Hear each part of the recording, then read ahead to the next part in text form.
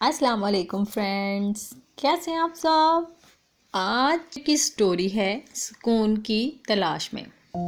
اس دنیا میں ہر آدمی سکون کی تلاش میں ہے۔ کوئی سکون موسیقی میں ڈھونڈتا ہے اور کوئی قدرتی مناظر میں سکون تلاش کرتا ہے۔ کوئی سکون کے لیے نیند کی گولیوں کا سہارا لیتا ہے اور کوئی سکون کے لیے جنگل کا رخ کرتا ہے۔ آج کی سٹوری ہے خوشی محمد کی، جو سکون کی تلاش میں مارا مارا پھرتا تھا۔ وہ گھر میں بیوی بچوں کے شور و غل سے جب عاجز آ جاتا تو ندی کے پل پر جا کر بیٹھ جاتا اور گھنٹوں لہروں کو تکتا رہتا۔ ایک دن خوشی محمد نے امام تبارک علی سے اپنی تکلیف بیان کی اور مشورہ مانگا کہ مجھے کیا کرنا چاہیے۔ تبارک علی نے کہا، میاں، سنا ہے پڑوس کے گاؤں میں ایک تجربے کار حکیم ہے۔ وہ حکیم پرسکون کے نام سے مشہور ہے۔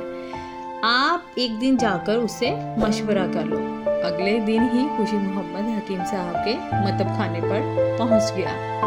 حکیم صاحب گاؤں تکیے سے ٹیک لگائے سکون سے خراٹے لے رہے تھے۔ خوشی محمد کے کھانسنے کی آواز سے آنکھیں کھولی۔ اسی انداز میں لیٹے لیٹے اس کی نبض چیک کر کے بولے، آپ کو سکون چاہیے؟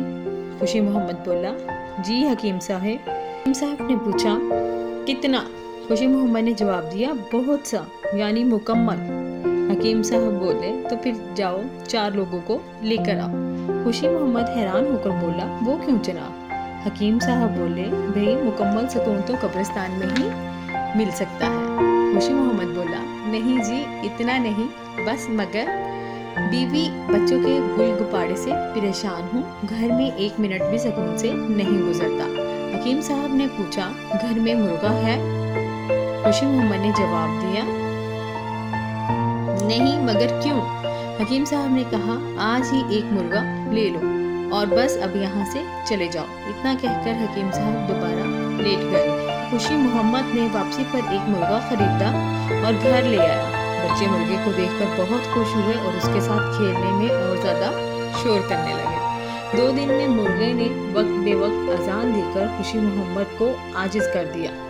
وہ پھر حکیم صاحب کے پاس پہنچا اور اپنی ساری رودات سنائی۔ حکیم صاحب حسب معمول پرسکون انداز میں بیٹھے ہوئے تھے۔ انہوں نے خوشی محمد سے پوچھا، گھر میں کتا ہے؟ تو خوشی محمد نے جواب دیا، نہیں۔ تو حکیم صاحب نے کہا کہ آج ہی کتے کا بندوبست کرو۔ اتنا کہہ کر حکیم صاحب چادر اوڑھ کر لیٹ گئے۔ خوشی محمد نے کتا لیا اور گھر چل دیا۔ گھر میں بچے کتے کو دیکھ کر اور بھی خوش ہوئے۔ اب کتا اور مرغا دونوں مل کر شور مچاتے، گھر میں طوفان برپا رہتا۔ خوشی محمد کا رہا سہا سکون بھی غارت ہو گیا۔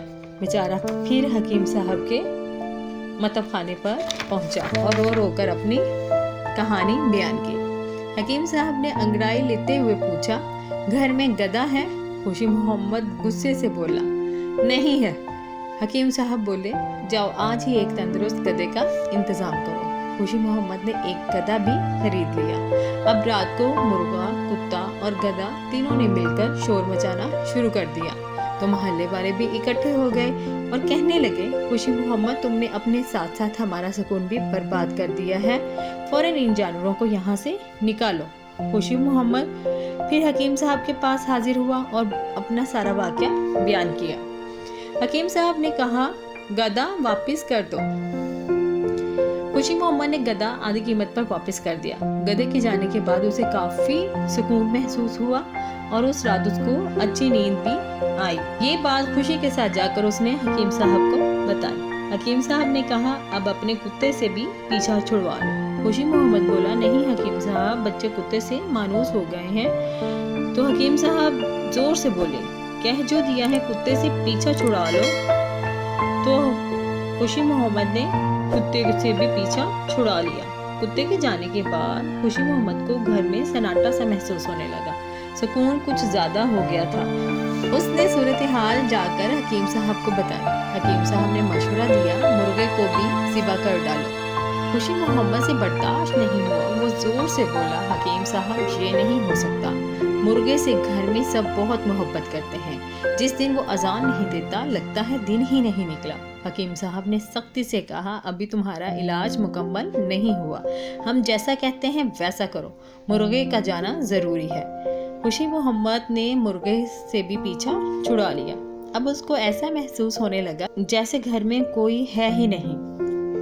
घर की खामोशी से उसको वहशत होने लगी। उसने सोचा कि अब इलाज ख़त्म हो गया है तो आखिरी बार हकीम साहब से मिल लेते हैं। जब उसने जाकर घर के सुकून से हकीम साहब को आगाह किया तो हकीम साहब मुस्कुरा कर बोले, अब तुम एक और आखिरी काम कर लो, ये कि बीवी को बच्चों के साथ मिल के भेज दो और उनसे भी पीछा छुड़ा लो।